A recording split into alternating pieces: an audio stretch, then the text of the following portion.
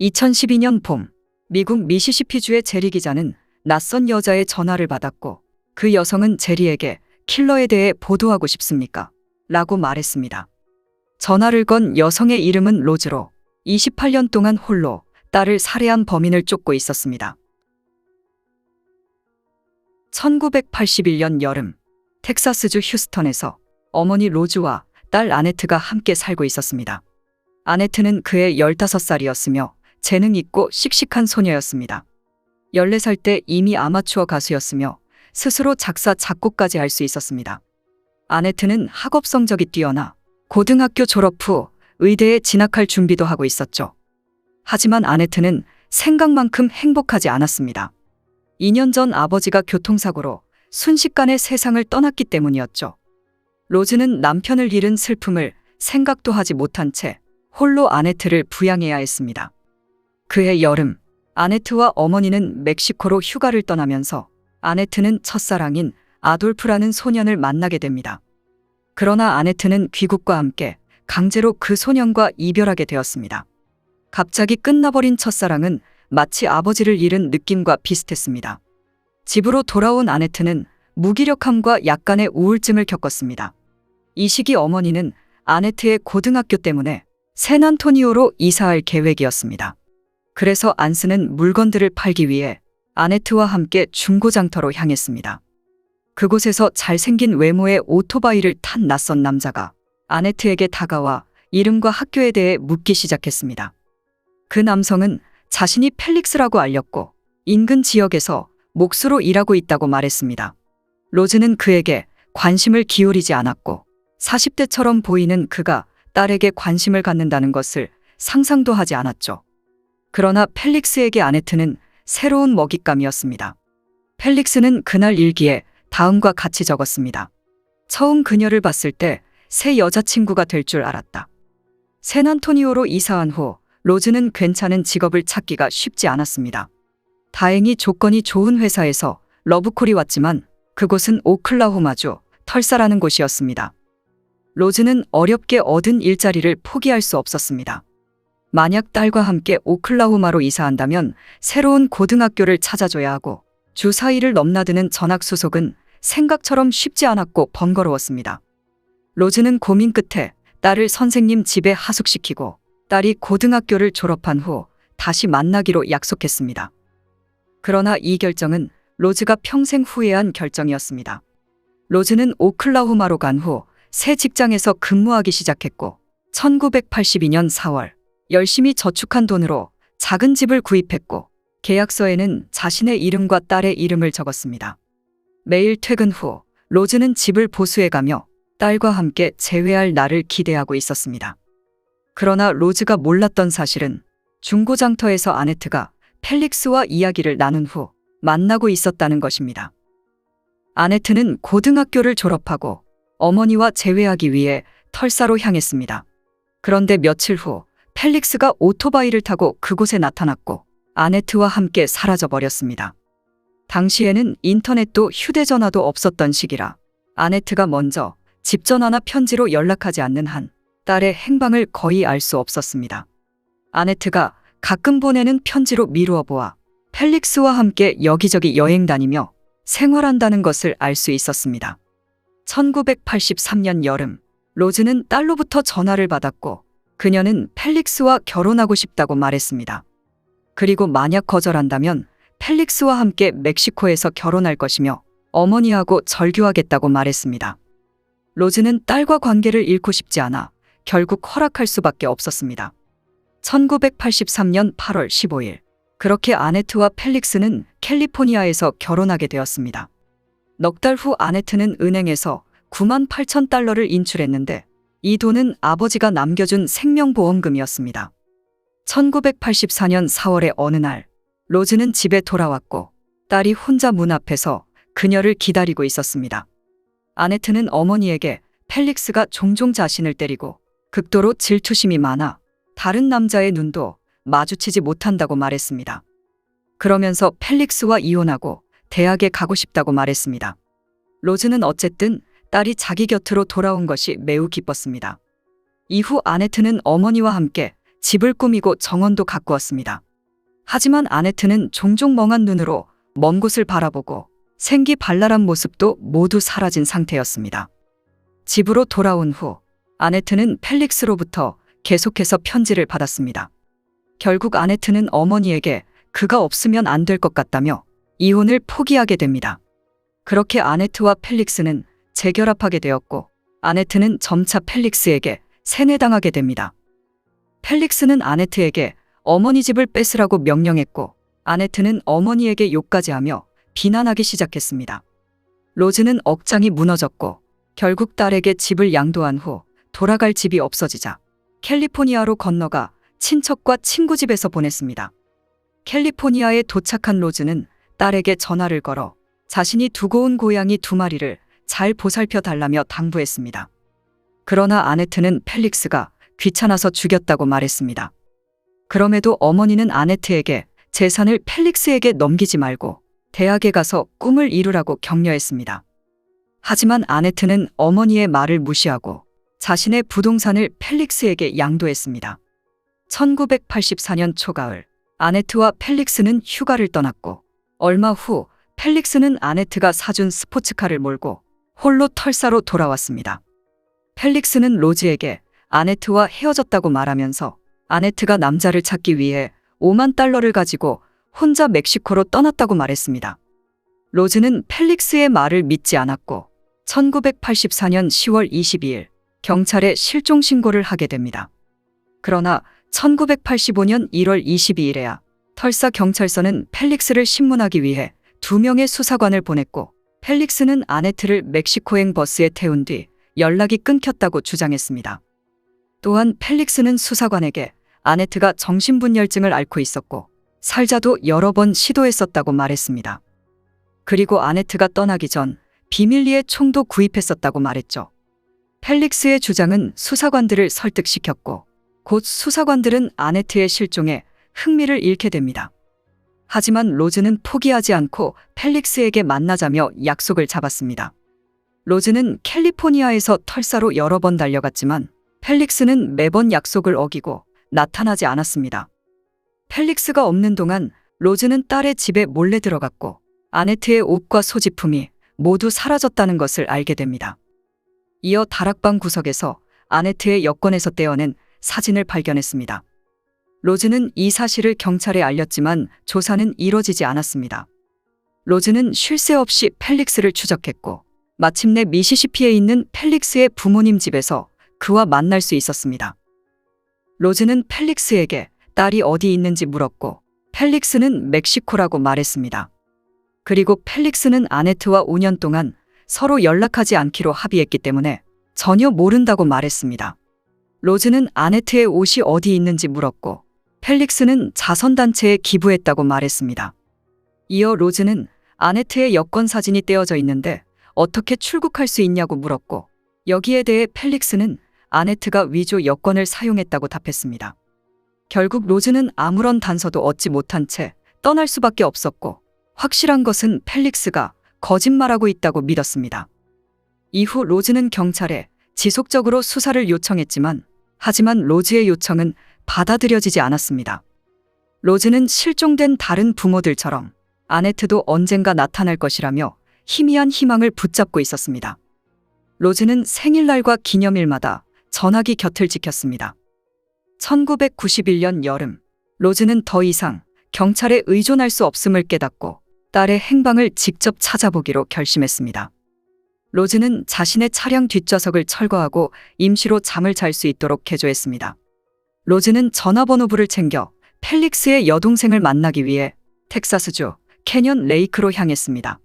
떠나기 전 로즈는 큰 기대를 걸지 않았었죠.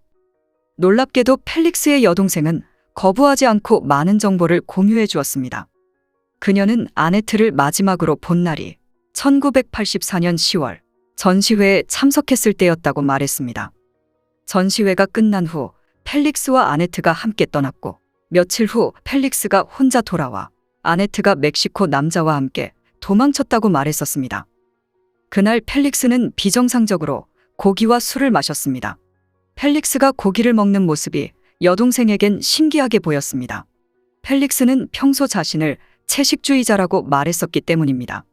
이 말을 한 후 그녀는 로즈에게 중요한 정보를 제공했습니다. 레이크 찰스에 살던 펠릭스의 첫 번째 부인인 메리가 펠릭스와 함께 노를 젓던 중 강에 빠져 익사했었다는 내용이었죠. 그리고 펠릭스의 여동생은 또 다른 여성을 언급했습니다. 그 여성의 어머니도 펠릭스의 여동생에게 전화해서 딸의 행방을 물었었습니다. 펠릭스의 여동생은 그 여성의 이름이 샤론으로 기억한다고 말했습니다. 그곳을 나온 로즈는 두꺼운 전화번호부를 뒤져 레이크 찰스 공립도서관에 전화를 걸었습니다. 도서관 관리자는 거의 30년 전인 1962년 메리라는 젊은 여성이 익사했다는 사실을 기억하고 있었습니다. 도서관 관리자의 도움으로 로즈는 메리의 가족에게 찾아갔습니다. 메리는 가톨릭 집안에서 태어났으며 아버지는 직물 도매상이었고 어머니는 초등학교 교사였습니다. 고등학교를 졸업한 메리는 어머니와 같은 초등학교 교사를 꿈꾸며 대학에 입학했습니다. 펠릭스는 1939년 미시시피주 스탁빌에서 태어났습니다. 부모님은 낙농장을 운영했고 그는 어려서부터 잘생겼으며 학업 성적도 뛰어났습니다. 그러나 펠릭스는 어린 시절 특이한 행동을 많이 보였습니다. 낙농장에서 고양이를 많이 키웠는데 펠릭스가 고양이들을 학대하고 살해하기까지 했었죠. 펠릭스는 죄책감이나 자신의 잘못을 결코 인정하지 않았습니다. 1957년 펠릭스는 삼촌 덕분에 정유회사에서 근무할 수 있었고 급여와 복리후생이 훌륭했습니다. 이때 펠릭스는 종종 자신의 차를 몰고 인근 대학교에 들어가 여대생들에게 말을 걸곤 했습니다. 1960년 봄 메리는 펠릭스와 교제를 시작했고 처음에는 모든 것이 달콤했었죠. 펠릭스는 메리를 데리고 랍스터를 먹고 술집과 카지노에서 밤새 즐기기도 했습니다. 그러나 두 사람의 관계에 문제가 생기기 시작했고 메리는 가장 친한 친구에게 펠릭스와 성격이 맞지 않는다고 말했었죠. 결국 메리는 펠릭스와 헤어지려고 했지만 너무 순진해서 차마 이별을 통보할 수 없었습니다. 그래서 메리는 친구에게 남자를 소개해달라고 부탁했고 그로 인해 펠릭스가 눈치채고 떠나길 바랐습니다. 하지만 펠릭스는 메리에게 어떻게 자신을 배신하냐며 불평하기 시작했고 메리의 새 남자친구에게 위협하기도 했었죠. 그렇게 메리는 자신의 잘못이라며 자책하게 됩니다. 1961년 7월 1일 펠릭스와 메리는 결국 결혼하게 되었습니다. 결혼 후 메리는 초등학교 교사로 근무했고 그해 겨울 임신하게 됩니다. 1962년 7월 1일 부부는 아들 빌을 낳았습니다. 그런데 두 달 후 메리는 친정으로 돌아왔고 그녀는 어머니에게 펠릭스와 이혼하고 싶다고 말했습니다. 독실한 가톨릭 신자인 어머니는 이혼을 허락할 수 없었고 펠릭스와 대화한 후 문제를 해결하라고 말했습니다. 그리고 45일 후 메리는 세상을 떠났습니다. 1962년 10월 28일 펠릭스는 유모에게 아들을 맡기고 메리와 함께 강으로 여행을 떠났습니다. 그렇게 두 사람이 배에서 노를 젓던 중 소용돌이를 만나 메리가 배에서 떨어졌고 펠릭스 자신도 물에 빠져 한참을 헤엄친 후에야 해안에 도착했다고 주장했습니다. 그러나 펠릭스의 주장은 허술했습니다. 메리의 가족들은 메리가 평소 물을 무서워해서 강 근처에도 가지 않는다고 말했고 메리가 물에 빠진 곳 근처에 다른 보트와 응급처치소가 있었습니다. 굳이 펠릭스가 해안까지 먼 거리를 헤엄칠 필요가 없었죠. 게다가 펠릭스는 얼마 전 메리에게 고액의 생명보험을 들어주었습니다. 메리의 시신은 이틀 후 인양되었습니다. 경찰은 메리의 입에 스카프가 물려있는 것을 발견했고 뒤통수에는 둔기로 내려친 것 같은 타박상도 남아 있었습니다. 그렇게 메리를 살해한 혐의로 펠릭스를 체포했습니다. 그런데 무슨 일인지 검사는 명백한 사고사로 단정했고 이 사건을 기소하지 않았습니다. 결국 막대한 보험금을 받은 펠릭스는 메리의 가족에게 알리지 않은 채 자신의 아들을 데리고 그곳을 떠났습니다. 그렇게 메리의 가족과 로즈는 며칠 밤을 새워 대화를 나눴고 메리의 부검보고서를 가지고 있었습니다. 그런데 부검보고서에는 메리의 직업은 물론 사망시각 등 허점이 가득했습니다. 메리가 사망한 후 펠릭스는 캘리포니아주 샌디에이고로 넘어갔습니다. 당시 히피족이 미국 전역을 휩쓸었고 펠릭스도 히피족으로 변신했습니다. 샤론은 1948년생으로 노스다코타주 비즈마크에서 자랐으며 뛰어난 미모와 어릴 때부터 춤과 연기를 배워 모델이 될 수 있었습니다. 샤론은 19살 때 뜻하지 않게 임신을 했고 보수적인 고향에 머물고 싶지 않아 친오빠가 살고 있던 샌프란시스코로 향했습니다. 샤론은 딸 체리를 낳았지만 결국 입양기관에 보내졌습니다. 그리고 그녀가 21살이 되었을 때 31살인 펠릭스를 만나게 됩니다. 1972년 여름, 샤론과 펠릭스는 갑자기 샤론의 고향에 나타났고 본가에서 함께 머물렀습니다. 이후 두 사람은 명상을 하고 요가를 했으며 심지어 나체로 일광욕을 하기도 했었죠. 그래서 가족들과 이웃들을 놀라게 만들었었습니다. 샤론의 동생은 그녀가 완전히 세뇌된 것 같다고 느꼈습니다. 가족들이 샤론에게 무엇을 물어보든 펠릭스가 대신 대답하곤 했었죠. 얼마 지나지 않아 두 사람은 떠났고 어머니는 샤론으로부터 전화를 받았습니다. 샤론은 어머니에게 현재 뉴올리언스에 머물고 있으며 에로 영화를 촬영하기 위해 마이애미로 간다고 알렸습니다. 이후 샤론에게 다시 전화가 왔고 그녀는 어머니에게 남미로 갈 것이라고 말했습니다. 1974년 3월, 샤론의 어머니는 펠릭스로부터 편지를 받았고 그 편지의 내용은 샤론과 1년 전 헤어졌으며 샤론이 호주 부부와 함께 세계 일주를 떠났다는 내용이었습니다. 그리고 펠릭스는 편지에 저도 어머니처럼 샤론이 걱정됩니다.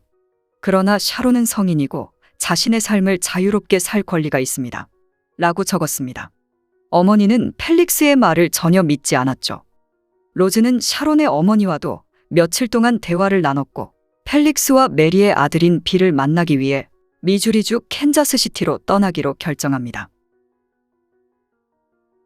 앞서 언급했듯이 메리의 사고 이후 펠릭스는 아들을 데리고 캘리포니아로 간 뒤 히피가 되었습니다.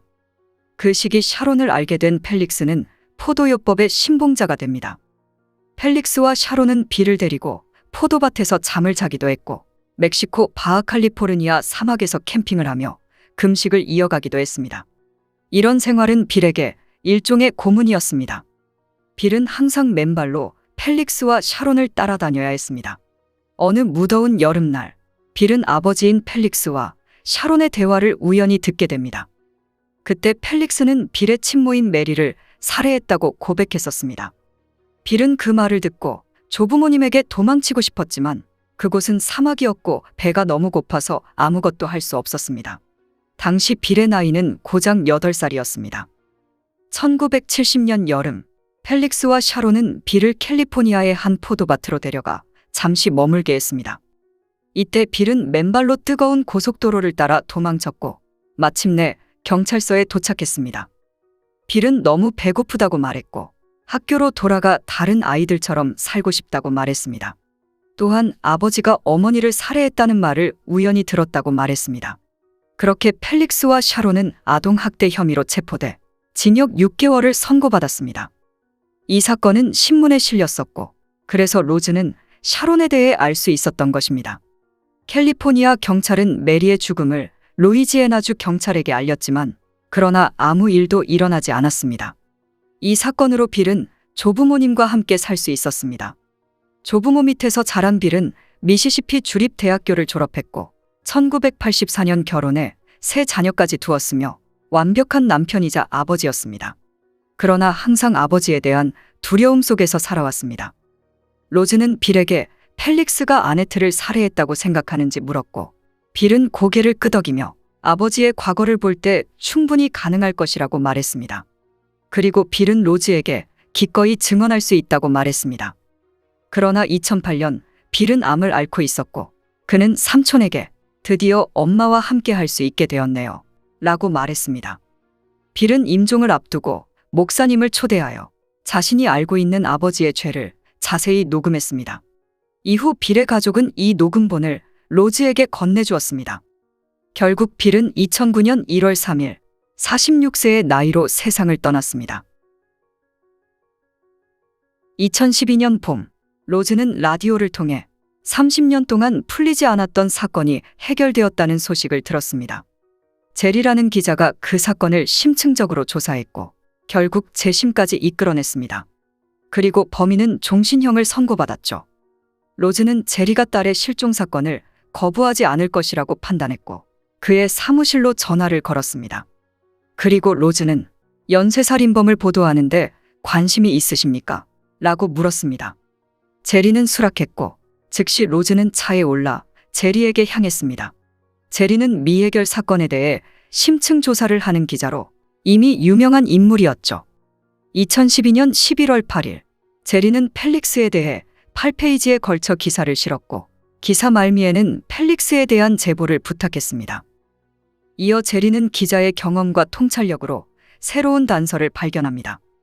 제리는 당시 메리의 사건에서 불기소 처분했던 검사 프랭크가 수상했고 그를 조사해보니 1962년에만 메리 사건을 포함해 900건의 사건을 불기소 처분한 것으로 드러났습니다. 이는 뇌물을 받았다는 것 외에 달리 설명할 이유가 없었습니다.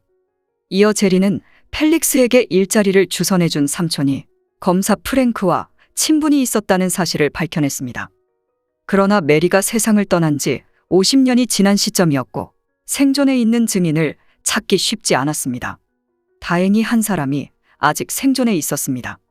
아이작은 한때 펠릭스의 직장 동료였습니다.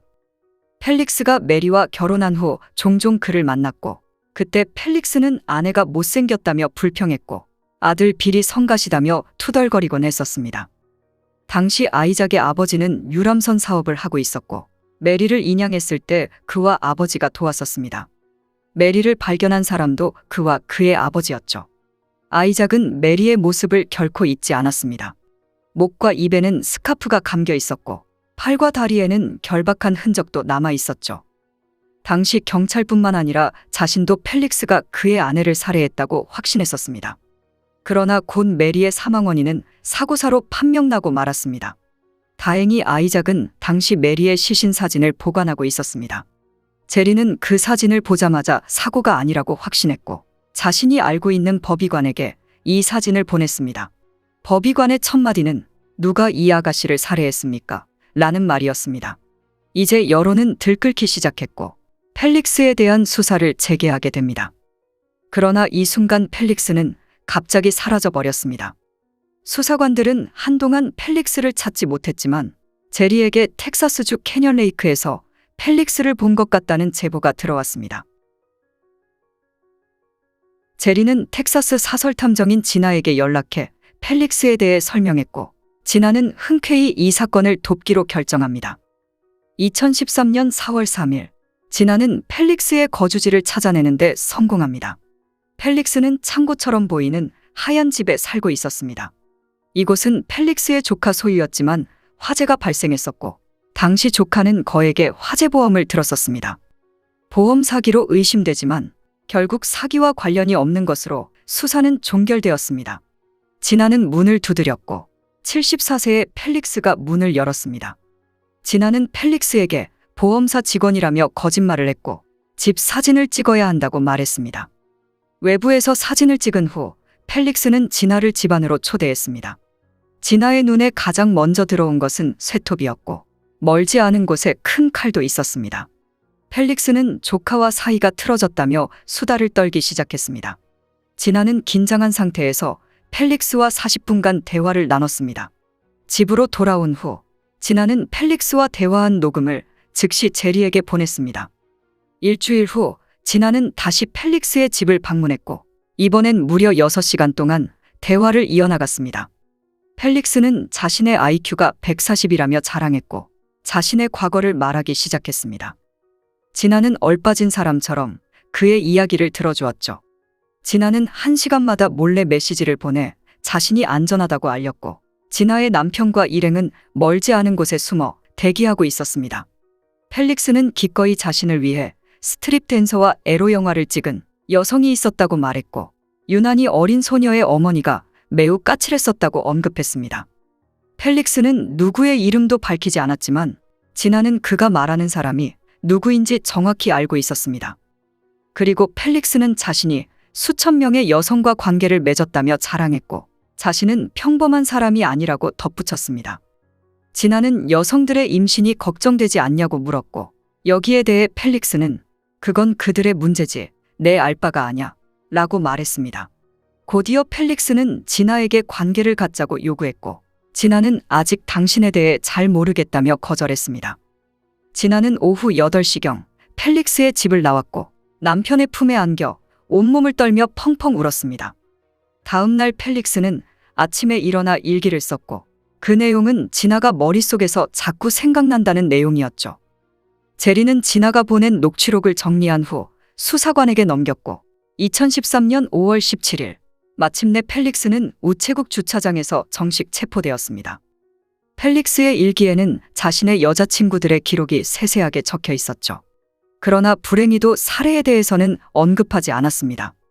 그 일기장을 통해 펠릭스가 2명의 소녀에게 성폭행한 사실을 밝혀낼 수 있었지만 이미 공소시효가 만료된 상태였습니다. 2016년 8월 8일 루이지애나주 레이크 찰스에서 재판이 시작되었습니다. 아네트와 샤론의 시신이 발견되지 않아 결국 펠릭스는 메리의 사건으로 재판을 받게 되었습니다. 핵심 증거는 메리의 시신 사진이었습니다. 펠릭스는 배심원단에게 어떻게 나 같은 노인네를 감옥에 보낼 수 있겠냐며 따져 물었습니다. 2016년 8월 12일 배심원단은 단 45분 만에 판결을 내렸고 77세의 펠릭스는 가석방이 허용되지 않는 종신형을 선고받았습니다. 재판이 끝난 후 검사는 제리 기자와 악수를 하며 혹시 또 다른 흉악범을 알고 계시다면 연락주세요 라고 말했습니다. 또한 재판이 끝난 후 로즈는 제리를 껴안으며 당신을 만나게 해주신 하나님께 감사드린다고 말했습니다. 샤론과 아네트의 유가족은 끝내 시신을 찾을 수 없었지만 펠릭스가 종신형을 받은 후 이제 2 사람을 편하게 보내줄 수 있었습니다.